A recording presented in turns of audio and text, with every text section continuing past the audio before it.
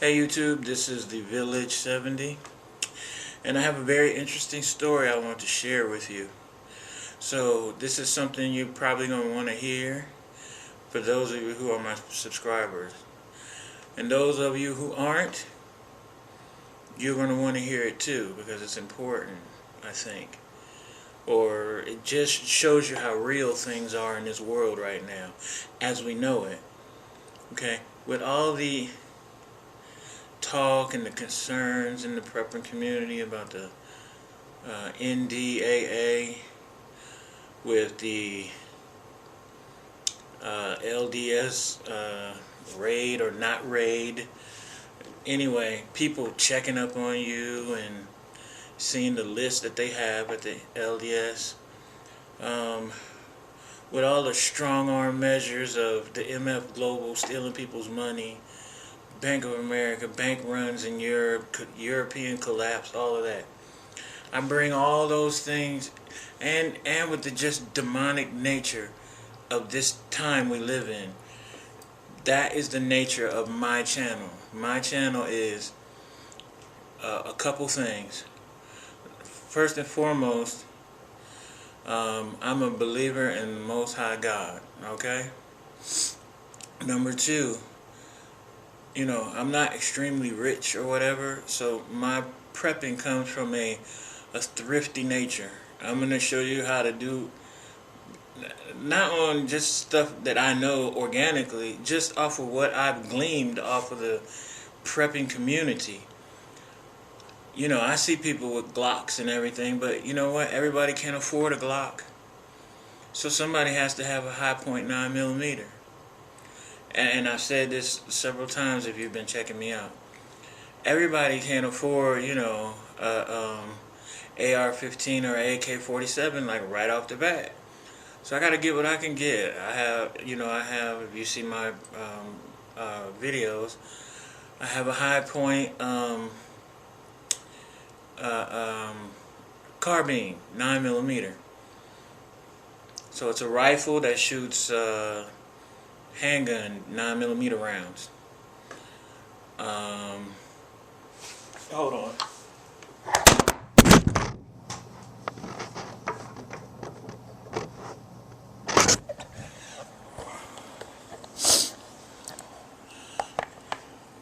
Well, that was crazy.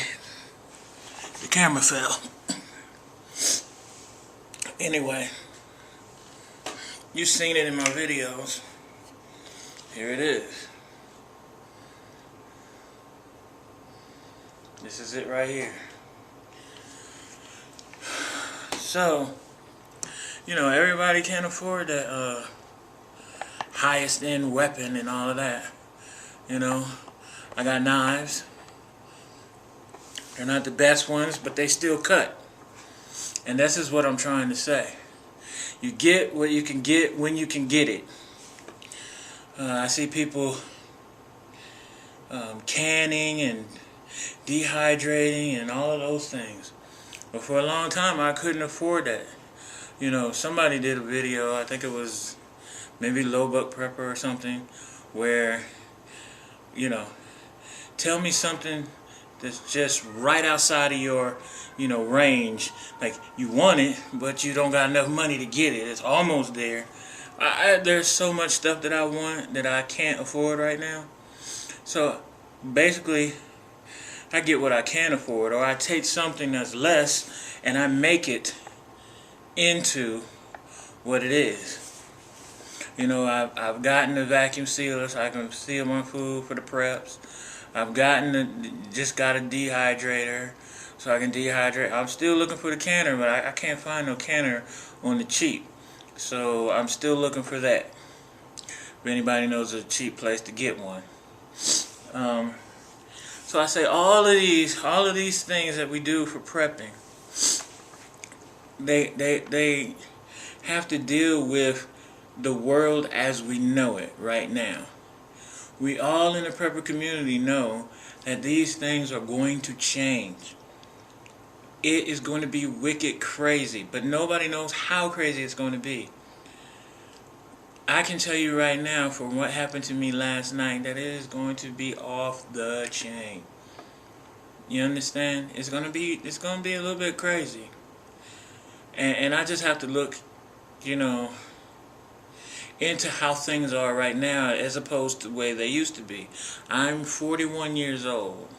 In my youth, they never did the kind of crazy stuff that they do now. You know, the kids nowadays are so disrespectful that they want to fight at the drop of a dime. I see videos all the time and how they beat up elderly people, and they think that kind of stuff is so funny. But it's ignorant, and I can't stand it. And it has to do a lot with the spirituality and the moral substance and values of the world as it is today. You know, I'm a believer in the Most High, and I'm, you know, and the book that I rely on is the Bible to tell me, you know, what my moral values should be. Plus, I had two parents who instilled that. My father was in the military. Oh, no, none of that craziness went down in my household. Oh, it was on. If it did, that would get changed right away. And I think that parents nowadays, they're too, excuse the word, pussified right now. They just let the kids do whatever.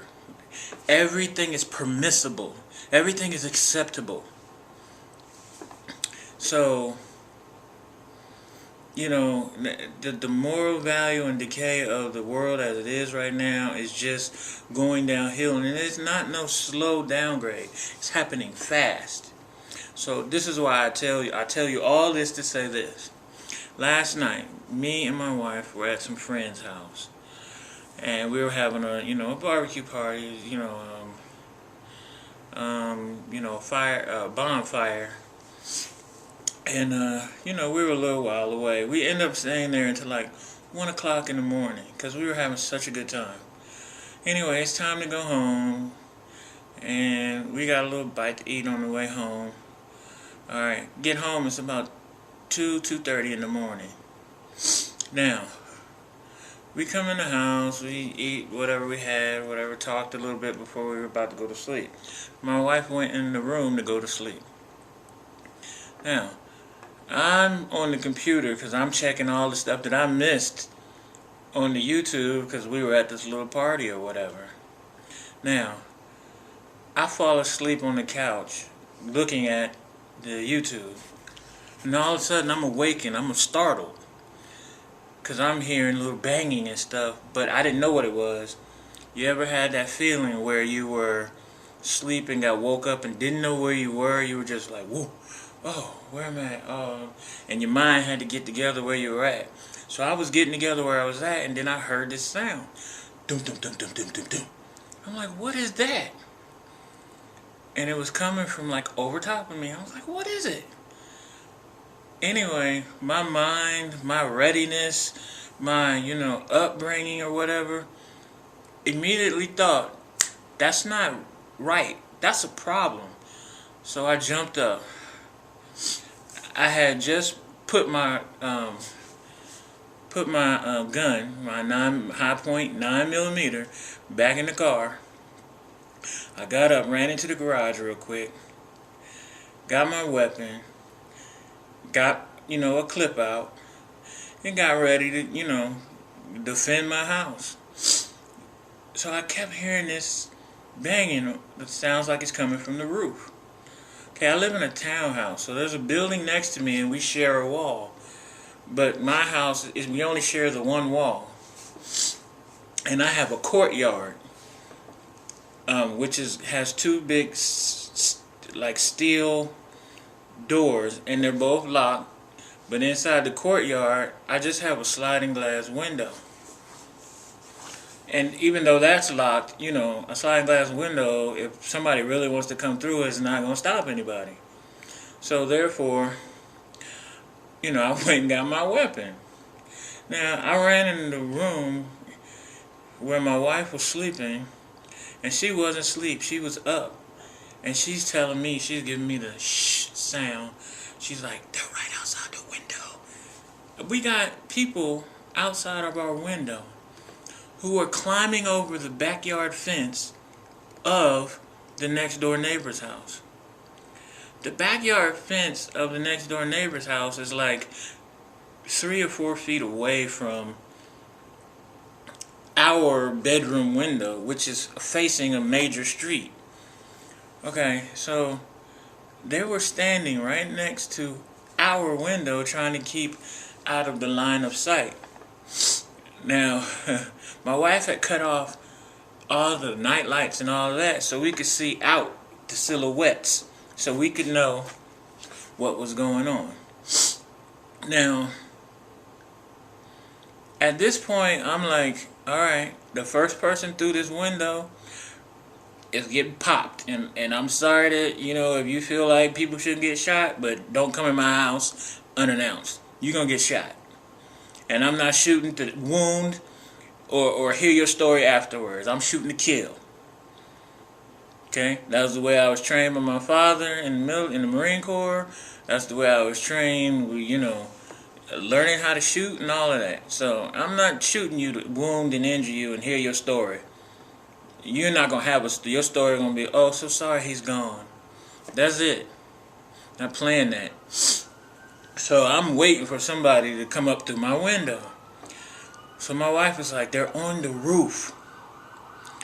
Now we have a dog in the court, and usually we put him outside in the courtyard because we don't have a big yard or anything. We just have a little courtyard. So we put the dog out in the courtyard so he can get out in the air or whatever when we're not walking him.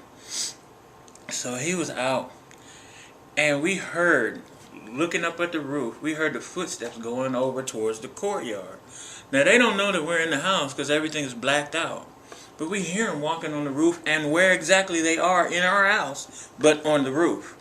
So they're walking over towards the courtyard, and my dog starts barking like nutso. Like this is not a normal bark for her. She's growling. And they turn around and go back over towards the neighbor's house. Now the neighbor's house is a vacant building up for rent. So now they broke in the building, and now they're all inside. And since we share that wall, and those perpetrators weren't being quiet, we could hear everything that was going on.